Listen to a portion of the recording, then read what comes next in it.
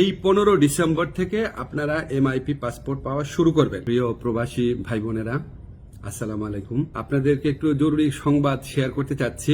আমাদের কালকে একটা মিটিং ছিল পররাষ্ট্র মন্ত্রণালয়ে। পররাষ্ট্রমন্ত্রী ছিলেন, স্বরাষ্ট্রমন্ত্রী ছিলেন, আমি ছিলাম, আমাদের পাসপোর্ট অধিদপ্তরের কর্মকর্তারা ছিলেন এবং সংশ্লিষ্ট সরকারি অফিসের সবাই ছিলেন আর কি। তো আমরা সেই ডিটেইল আলোচনার মধ্যে দিয়ে আমরা কিছু সুসংবাদ পেয়েছি। প্রথমে সেটা শেয়ার করি। সেটা হচ্ছে আপনাদের পাসপোর্টে খুবই সমস্যা হচ্ছে, এটা আমরা জানি। এমআরপি পাসপোর্টে পাওয়া এই 15 ডিসেম্বর থেকে আপনারা এমআইপি পাসপোর্ট পাওয়া শুরু করবেন এবং পরবর্তী 3 সপ্তাহ থেকে 4 সপ্তাহের মধ্যে প্রত্যেকে যারা আবেদন করেছেন এমআরপি পাসপোর্ট পেয়ে যাবেন।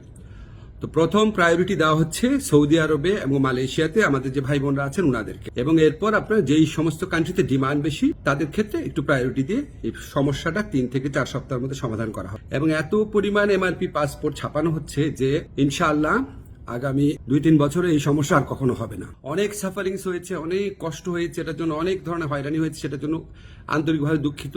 তবে ভাই বিনয়ের সাথে বলি, এই প্রবলেমটা সলভ হয়েছে বিগত ফ্যাসিস্ট সরকারের আমলে। সেখানে আপনার যে তৎকালীন মন্ত্রী ছিলেন, উনি আপনার এই পাসপোর্ট ছাপানোর কাজটা ওনার একটা পরিচিত কোম্পানিকে অনিয়মতান্ত্রিকভাবে দিয়ে দেওয়ার চেষ্টা করেছিলেন। তো সেই প্রক্রিয়ায় রেজিস্ট্রেন্স করতে গিয়ে, এটা আপনার টেন্ডারিং করতে গিয়ে অনেক 1.5 বছর সময় ক্ষেপণ হয়। তারপর ওই পুরো প্রক্রিয়াটা আমরা আসার পর বাতিল করে ফাস্টেস্ট ওয়েতে যাওয়ার জন্য একটু টাইম লেগেছে, আপনাদের অনেক কষ্ট হয়েছে, আন্তরিকভাবে দুঃখিত।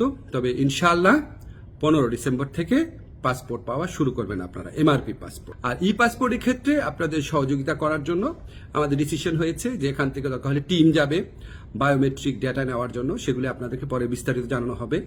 প্রবাসী ভাই বোনদের জন্য প্রতি আমাদের অনেক দায় রয়েছে, অনেক কাজ করার ইচ্ছা আছে, কিছু কিছু চেষ্টা করছি। আরো কোনো কাজে অগ্রগতি হলে আপনাদের জানিয়ে দেব। আপনারা আমার জন্য দোয়া করবেন। খোদা হাফিজ।